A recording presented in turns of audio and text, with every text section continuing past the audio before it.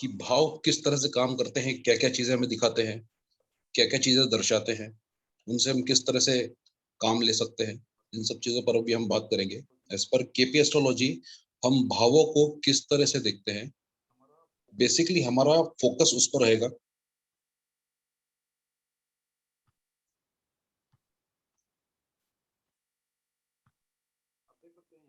आप देख सकते हैं यहाँ पर कुंडली बनी हुई है, जैसे कि अभी ये केपी लग्न चार्ट यहाँ पर लिखा हुआ है, इसको आप लोग देख सकते हैं। इसमें सबसे पहला जो भाव है वो ये है, इसे लग्न कहा जाता है।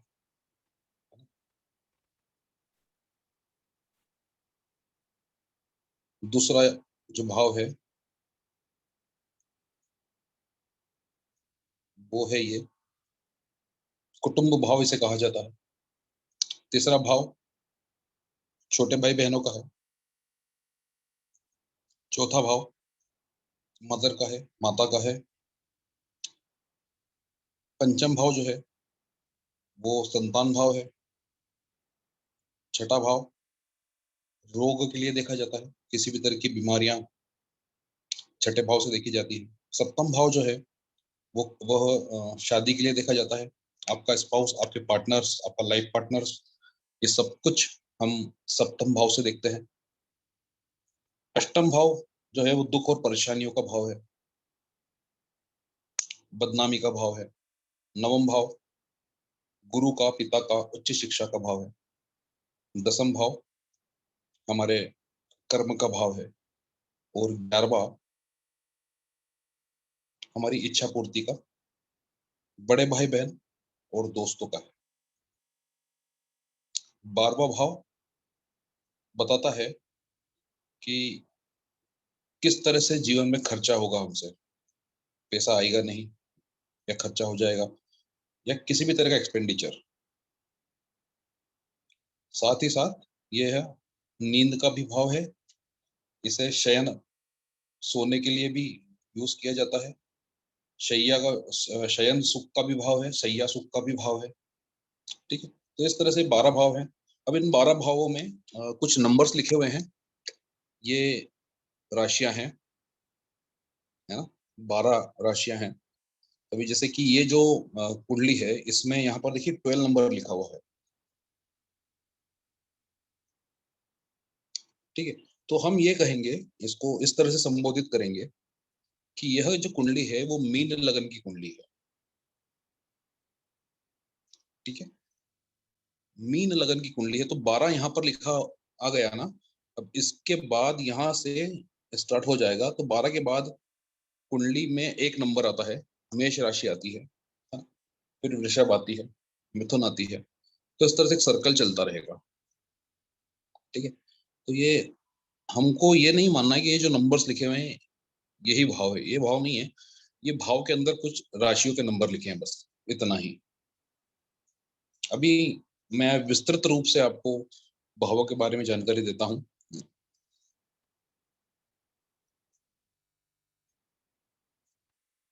जैसे कि लगन जो है वो हमको किन किन चीजों के बारे में बताता है। लग्न हमें फिजिकल एबिलिटीज के बारे में बताता है। हमारी फिजिकल अपीयरेंस कैसी रहेगी, हमारा शरीर की बनावट कैसी रहेगी, चाल ढाल कैसी रहेगी, मुख आकृति कैसी रहेगी। ठीक है, और साथ ही हमारा चित्त, हमारा मन कैसा रहेगा, गुस्से वाला रहेगा, सॉफ्ट रहेगा, भाव में बह जाने वाला रहेगा, किस तरह का रहेगा। तो वो मन की प्रकृति भी जो है वो लग्न बता देता है।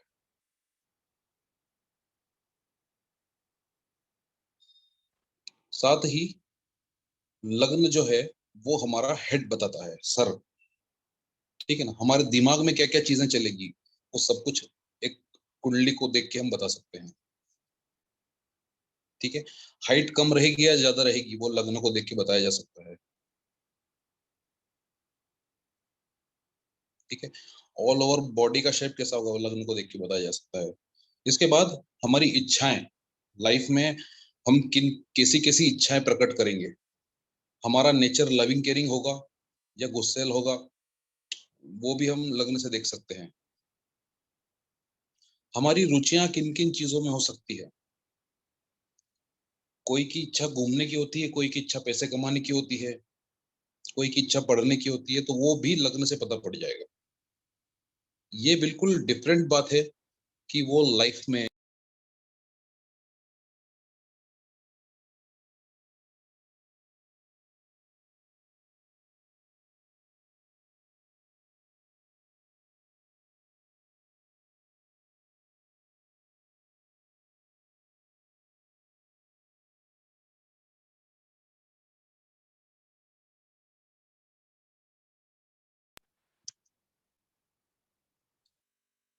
वैसे ही दूसरा नंबर जो भाव है वो है कुटुंब का भाव ना। कुटुंब से मतलब है कि परिवार, हमारा परिवार, फैमिली। और फैमिली में भी कौन सी, पति पत्नी और बच्चे। तो ये जो कुटुंब बनता है इसको हम दूसरे भाव से देखते हैं। साथ ही ये धन का भाव भी है, पैसों को भी हम यहाँ से देखेंगे। पैसे लाइफ में कितने रहेंगे, पैसे लाइफ में कितने खर्चा हो जाएंगे, पैसे बचेंगे कि नहीं बचेंगे, व्यक्ति करोड़पति बनेगा कि नहीं बनेगा, या फिर मतलब निम्न दर्जे का ही व्यक्ति बन के रह जाएगा, वो सब कुछ हम सेकंड हाउस से प्रेडिक्ट कर सकते हैं।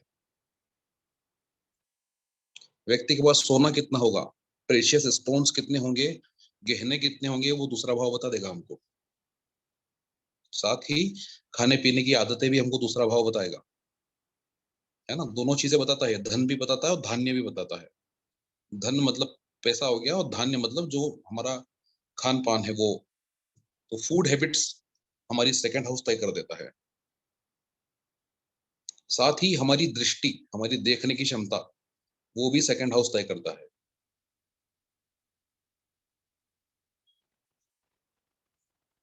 ठीक है। हमारे पास बैंक में कितना पैसा पड़ा है, कितना बॉन्ड है, चेक है, शेयर में कितना पैसा इन्वेस्ट कर रखा है हमने, सब कुछ सेकंड हाउस बता देता है। इसके बाद जो है थर्ड हाउस, हमारे छोटे भाई बहनों के बारे में इंगित करता है। छोटे भाई भाई बहनों से हमारी बनेगी या नहीं बनेगी, छोटे भाई बहनों के साथ रिश्ता कैसा रहेगा, छोटे भाई बहन होंगे भी या नहीं होंगे, वो सब कुछ हमको थर्ड हाउस बता देगा।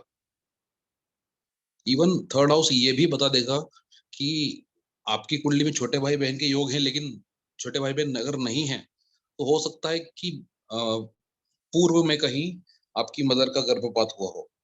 तो यह बात भी थर्ड हाउस इंगित कर देता है। थर्ड हाउस हमारे साहस को भी बताता है। थर्ड हाउस हमारे सबकॉन्शियस माइंड को भी बताता है। थर्ड हाउस से हम देख सकते हैं कि हमारा कम्युनिकेशन स्किल कैसा होगा किसी दूसरे के साथ बात करते समय। और जब हम कम्युनिकेशन स्किल की बात करते हैं तो थर्ड हाउस हर कम्युनिकेशन करने वाली चीज को इंगित कर देता है, जैसे कि मोबाइल, जैसे कि कंप्यूटर, जैसे कि ईमेल्स, ट्विटर, फेसबुक, इन सबको बताएगा थर्ड हाउस। थर्ड हाउस हमको एजेंसीज भी बताता है। थर्ड हाउस हमको सेलिंग भी बताता है। थर्ड हाउस हमको बताता है कि हम लाइफ में कितने साहसिक कदम उठाएंगे और उन पर कितना टिके रहेंगे, या फिर हम बिल्कुल भी साहस नहीं बटोर पाएंगे। अभी मैं फोर्थ हाउस पर चलता हूँ, फिर मैं आपको एक नियम समझाऊंगा जो केपी का बेसिक नियम है। ठीक है। फोर्थ हाउस मदर का है, माता जी का, हमारी जो मदर है या माता तुल्य कोई भी स्त्री हो। ठीक है। अब एक नियम है केपी में कि किसी भी भाव से उसका 12वां भाव उस भाव के फलों को आने से रोकता है। इसको कैसे समझेंगे? तो चलिए आइए देखते हैं। जैसे कि चौथे भाव के बारे में मैंने कहा कि ये मदर का भाव है, माता जी का भाव है। तो आप चौथे भाव से काउंटिंग करना स्टार्ट कीजिए, चौथे भाव को इंक्लूड करते हुए।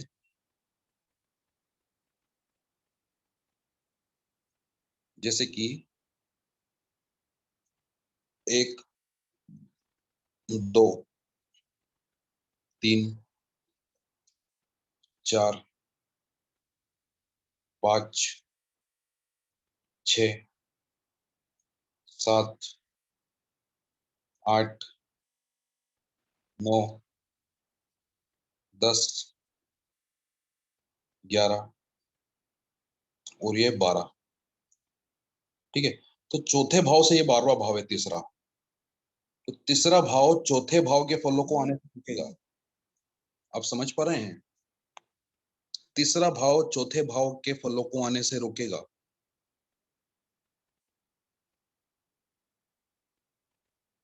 वो कैसे?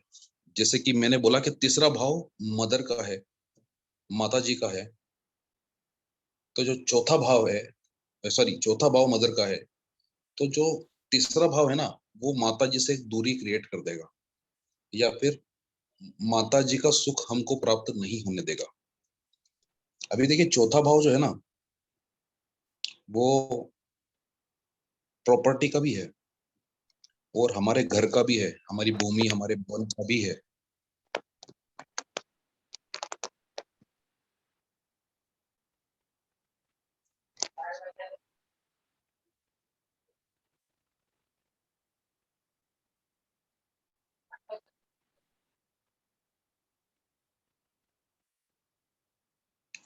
चौथे भाव हमारे भूमि, हमारे भवन, हमारे घर का, हमारे प्लॉट का, हमारे खेत का, इसका भी है। तो जो तीसरा भाव है ना, वो छोटी छोटी यात्राएं बताता है, घर में टिकने नहीं देगा।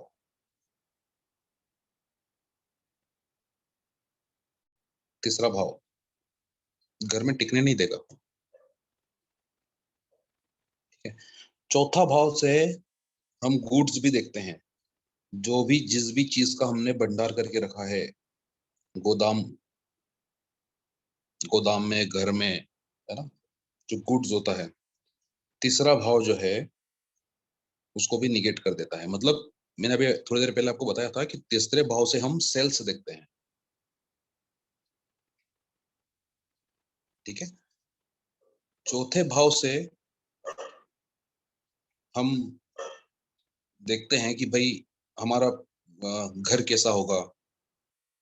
ठीक है, घर का परिवेश कैसा होगा, है ना।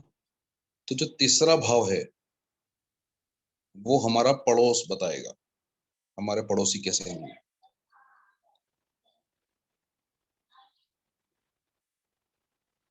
ठीक है, चौथा भाव हमारी स्कूली शिक्षा को बताता है, अर्लियर एजुकेशन को। तीसरा भाव उसमें भी गड़बड़ करेगा, स्कूल की शिक्षा को भी ठीक से फॉलो नहीं करने देगा, ठीक से पढ़ने नहीं देगा, कहीं ना कहीं दिक्कत परेशानियां देगा। हाँ, ये बात है कि तीसरा भाव अगर एक्टिव होगा तो जरूर वो, उसकी हैंड राइटिंग बहुत अच्छी होगी, क्योंकि तीसरा भाव लिखावट का भी है। तो इसलिए किताबें जो होती हैं, छपाई का जो काम होता है, लेखन कार्य होता है, वो सब कुछ हम तीसरे भाव से देखते हैं। साथ ही जो बही खाते देखने वाले लोग होते हैं, अकाउंटेंट होते हैं, या फिर अकाउंटिंग का जो काम होता है, वो भी तीसरे भाव से देखा जाता है। ठीक है, चौथे भाव से हम और क्या देखते हैं? चौथे भाव से हम देखते हैं कि खान पान की जो चीजें होती हैं, खान पान की जो दुकानें होती हैं, वो भी हम चौथे भाव से देख सकते हैं। ठीक है, खान पान की चीजें की दुकान होती है, मिठाइयों की दुकान होती है, भोजनालय होते हैं, होटल होते हैं और रेस्टोरेंट्स होते हैं, दूध की डेयरी होती है ना। एक्चुअली मदर का भाव है चौथा, मदर सबसे पहले हमको फीडिंग कराती है, खिलाती है, पिलाती है कुछ ना कुछ, ठीक है ना। तो इसलिए हमको चौथे भाव से ये सब चीजें देखनी होती, खाने पीने की। तो भाई चौथा भाव जो है वो खाने पीने की जितनी भी चीजें, आइटम्स है, दूध से बने जितने भी आइटम्स है, वो सब कुछ चौथा भाव बताएगा। इसके अलावा चौथा भाव जो है वो हमको जहां पर हम स्टे कर सकते हैं वो प्लेसेस भी बताएगा। होटल्स हैं, मोटल्स हैं, है ना, सराय है, लॉज है ना, तो वो भी हमको फोर्थ हाउस बताता है।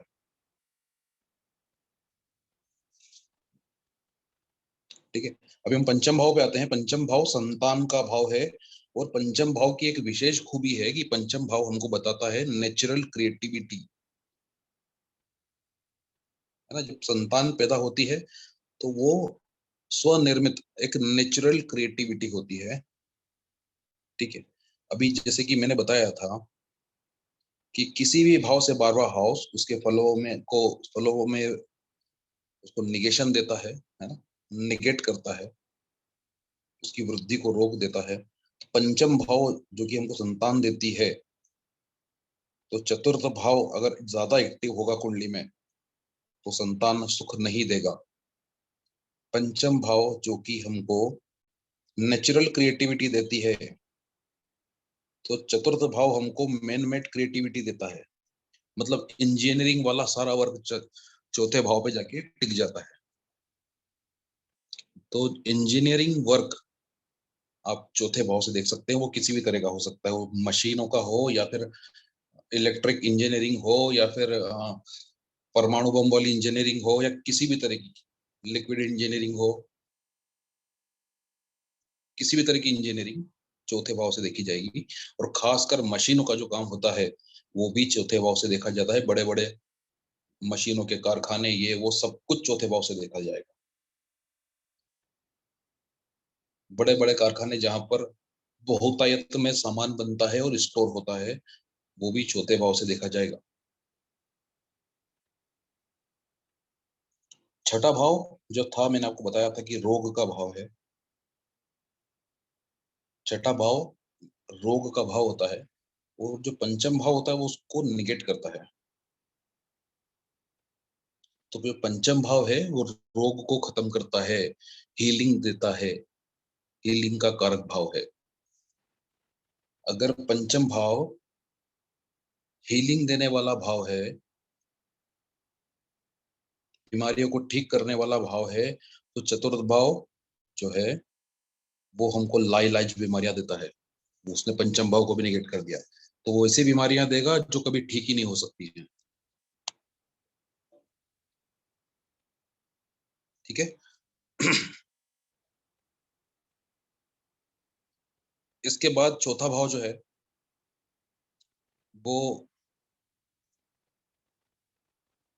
मैं दूसरे भाव पे फिर से आना चाहूंगा। दूसरा भाव जो हमें कुटुंब सुख देता है ना। तो यहाँ पर एक केपी का और नियम है, एक और नियम है कि भाई कोई भी भाव उसके तीसरे भाव को, उसके तीसरे भाव की फलों में वृद्धि करता है।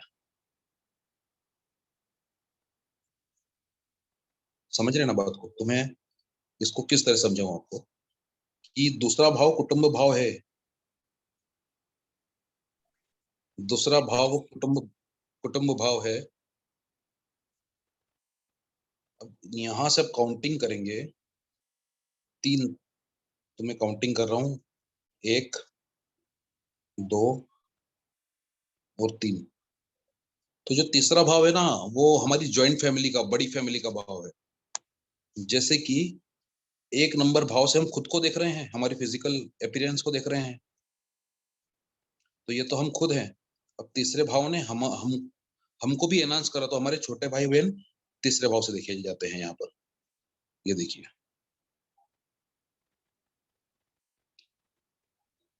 बात समझ में आई? गौरव सर कैसे हैं? यस सर, बढ़िया सर।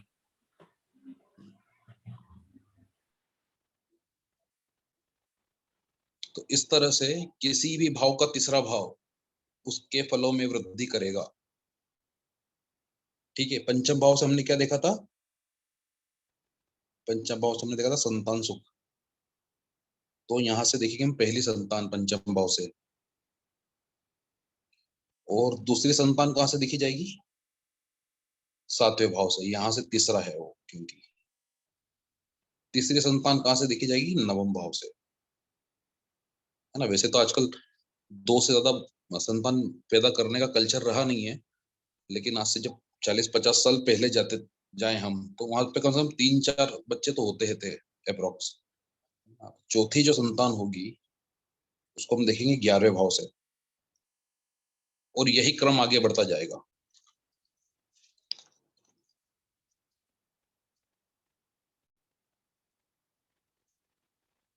ठीक है। अभी छठे भाव से हमने रोग की बात कर रहे थे, छठे भाव से हम रोग देखते हैं। छठा भाव हमको रोग देता है। अब देखिए छठे से 3 गिनिए, आठवां आ जाएगा। आठवां हमको गंभीर रोग देगा या फिर मल्टीपल बीमारियां दे देगा। ठीक है।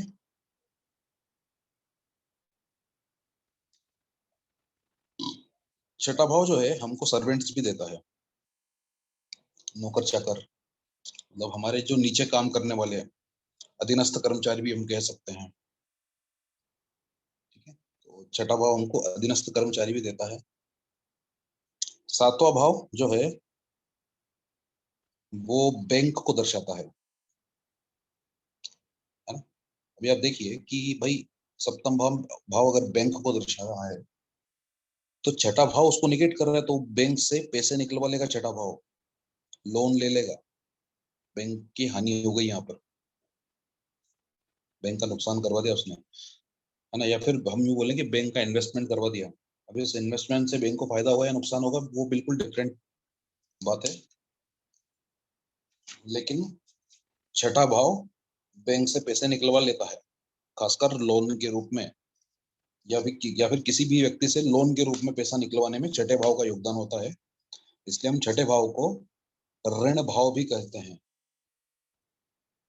सप्तम भाव हमारी भार्या का भी भाव होता है, गृह लक्ष्मी का भी भाव होता है, या फिर हम यूं कहें कि शादी का भी भाव होता है। छठा भाव तलाक का भाव हुआ इस हिसाब से, तो छठा छठा भाव सेपरेशन का भाव हुआ, शादी को टिकने नहीं देगा, घर में कलेश करवाएगा, झगड़े करवाएगा। अब छठा भाव कलेश करवा रहा है, तो पंचम भाव इसको भी निगेट कर रहा है, प्रेम बढ़ा देगा। तो पंचम भाव प्रेम का भी है। पंचम भाव विभिन्न भावों के साथ में मिलके विभिन्न तरह के प्रेम को दर्शाता है। जैसे कि कोई प्रेम बड़ा शुद्ध प्रेम होता है, कोई प्रेम फिजिकली प्रेम होता है सिर्फ, कोई प्रेम भाई बहन का भी प्रेम होता है, कोई प्रेम माँ बेटे का भी प्रेम होता है। तो पंचम भाव भिन्न भिन्न भावों से जुड़ के इस तरह के प्रेम संबंधों को दर्शाता है। ठीक है, पंचम भाव से हम स्पोर्ट्स एक्टिविटीज भी देखेंगे, खेल कूद। पंचम भाव से हम आर्ट, कला, ये भी देखेंगे। और पंचम भाव से हम खास तौर पर देखेंगे कि थिएटर आर्टिस्ट होते हैं, जो फिल्मों में काम करने वाले, नाटकों में काम करने वाले व्यक्ति होते हैं, उनको भी हम पंचम भाव से देखेंगे। कला से जुड़ा हर क्षेत्र पंचम भाव से जाकर टकराएगा।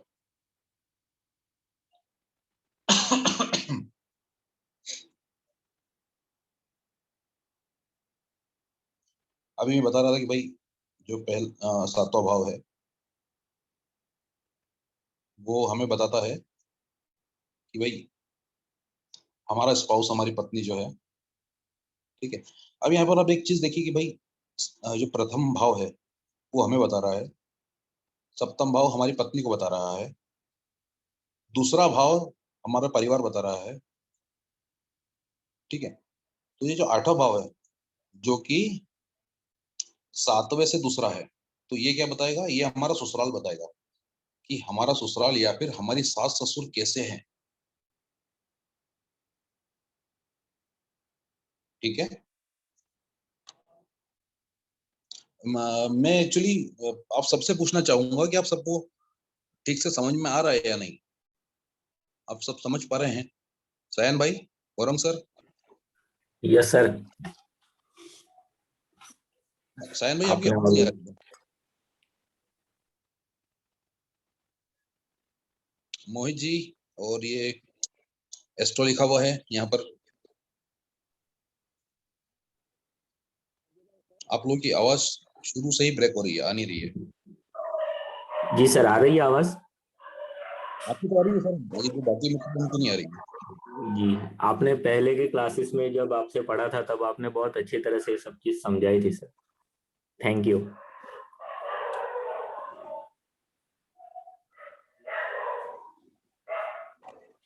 आ रही है सर आवाज। आ रही है सर, आ रही है। सयान जी, आपकी नहीं आ रही है।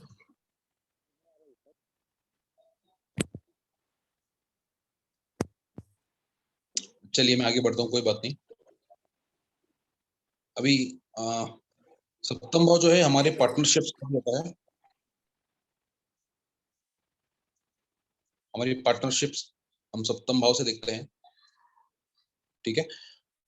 अष्टम भाव जो है वो दुख परेशानियां देगा, समस्याएं देगा। ठीक है। नवम भाव जो है हमें यात्राएं बताएगा।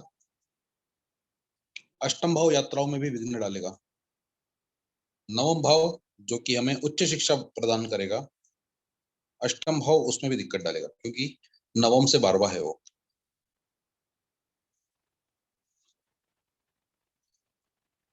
ठीक है, समझ में आया?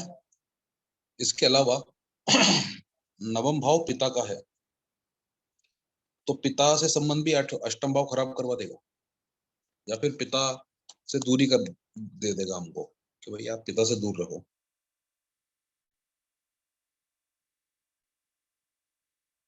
ठीक है। अभी हम दशम भाव की बात करते हैं। दशम भाव हमारे कर्म का भाव है ना, कर्म जो कि हम रोजी रोटी के लिए करते हैं। सप्तम भाव हमारे बिजनेस का भाव है। छठा भाव जो है वहां से हम जॉब देखते हैं। ठीक है। तो जॉब बिजनेस के मामले में छठा और सातवां जो भाव है वो दोस्त ही है, वहां पर दुश्मनी नहीं होती कभी भी। वो एक दूसरे को हेल्प ही करते हैं जब भी रोजी रोटी की बात आती है, खाने कमाने की बात आती है, बिजनेस जॉब की बात आती है। तो ये दोनों हेल्पफुल रहते हैं एक दूसरे के प्रति, लेकिन बाकी चीजों में दिक्कत देते हैं। अभी छठा भाव जो है वो हमको जॉब देता है ना। तो जॉब से क्या होती है, हमको अर्निंग होती है ना। जॉब में हमको मेहनत करना पड़ती है, मेहनत करने के बाद अर्निंग होती है। तो मेहनत का जो पैसा है वो छठा भाव है। ठीक है। अब छठे भाव से हम जॉब देख रहे हैं, मेहनत का पैसा देख रहे हैं। पंचम भाव जॉब छुड़वा देगा, जॉब की बैंड बजा देगा। पंचम भाव ना बहुत अच्छा है वैसे। पंचम भाव मंत्रों का भी है, हीलिंग का भी है, धर्म का भी है। अगर आपको ज्योतिष बनना है तो भी प्रिडिक्शन पंचम भाव की वजह से बहुत अच्छी होती है। पंचम भाव प्रिडिक्शन देने में टंच कर देता है, लेकिन उसकी समस्या यह है कि वो छठे भाव को, मेहनत के धन को निगेट कर देता है। और खुद जो है वो अथाह धन का कारक बनता है। पंचम भाव एक्टिव रहने वाले व्यक्ति के पास खूब पैसा होता है, अथाह धन होता है। लेकिन उसमें कंडीशन लागू हो जाती है कि आप मेहनत करके पैसा नहीं कमा सकते। आपको गेमलिंग कर सकते हैं, आप सट्टा लगा सकते हैं, आप बट्टा लगा सकते हैं, मटका खेल सकते हैं, आप शेयर मार्केट में पैसा लगा सकते हैं, क्रिप्टो करेंसी में लगा सकते हैं। ऐसे काम करके पैसा कमाना है। ज्योतिष बन के भी कोई बहुत मेहनत नहीं लगती है ना। तो मेहनत वाले काम सारे भूल जाओ, पंचम भाव से फ्री में बैठ के पैसा कमाओ। वैसे ही दसवां भाव जो होता है, 10th हाउस जो होता है, वो रोजी रोटी का होता है। 9th हाउस धर्म का भाव होता है ना। ये कर्म का है और ये धर्म का है ना। या तो आप कर्म कर लो या तो आप धर्म कर लो। यहाँ पर कंडीशन अप्लाई है एज पर ज्योतिष। आप दोनों चीजें एक साथ नहीं कर सकते। क्योंकि दसम भाव को नवम भाव निगेट करता है। जब भी हम किसी की कुंडली देखते हैं और वहां पर 5 और 9 की उपस्थिति देखते हैं, तो हम उस दशा में कह सकते हैं कि भाई आपका काम अच्छा नहीं चल रहा है, अभी आपको पैसे अच्छे नहीं आ रहे, आपको पैसे से संबंधित समस्याएं चल रही है। ठीक है। छठा भाव जो है हमको कंपटीशन भी देता है ना, तो कॉम्पिटिटिव एग्जाम्स भी यहाँ से आ गई। इवन क्रिकेट मैच का प्रेडिक्शन करना है तो भी आपको छठा में, क्रिकेट मैच का हो गया, फुटबॉल मैच का हो गया, तो किसी भी तरह का जो मैच है जिसमें कंपटीशन होती है 2 टीम्स की, तो उसमें आपको छठा भाव पकड़ना पड़ेगा। ठीक है। अभी सातवां भाव पर हम आते हैं। सातवां भाव हमारे शत्रु का भी है। शत्रु कौन सा है? जो हमारे बिल्कुल ठीक सामने खड़ा हुआ है, जिसको हम अपनी आंखों से देख सकते हैं, है ना। तो चोर, डकैत, गुंडे, बदमाश, ये सब कुछ छठे भाव से देखे जाएंगे।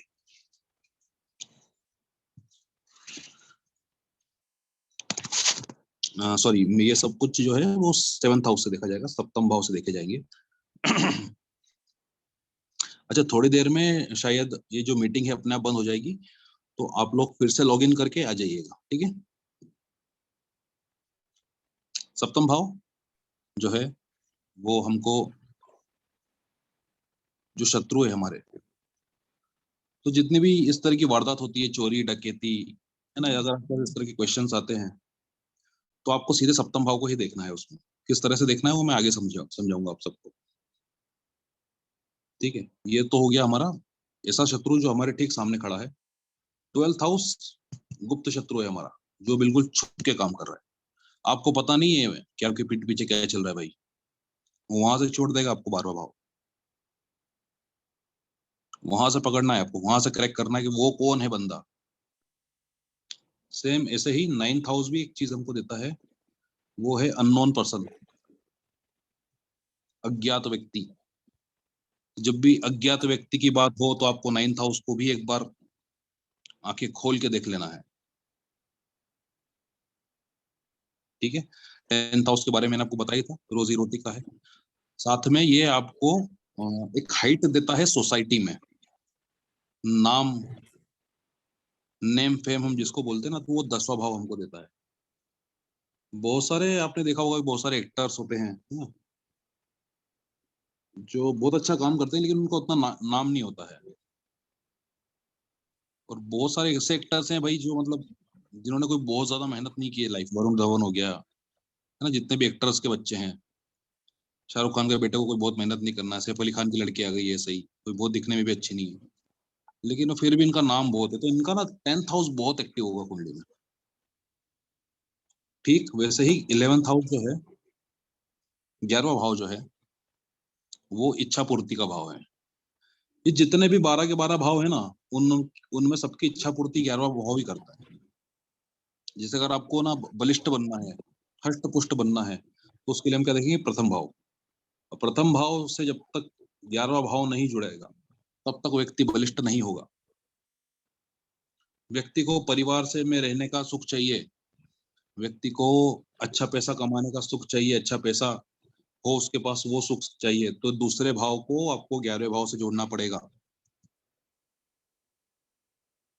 अगर आपको भाई बहनों का सुख चाहिए, आप चाहते कि आप बहुत साहसी हो जाएं, तो आपको 11वें भाव को तीसरे भाव से, या तीसरे भाव को 11वें भाव से जोड़ना पड़ेगा।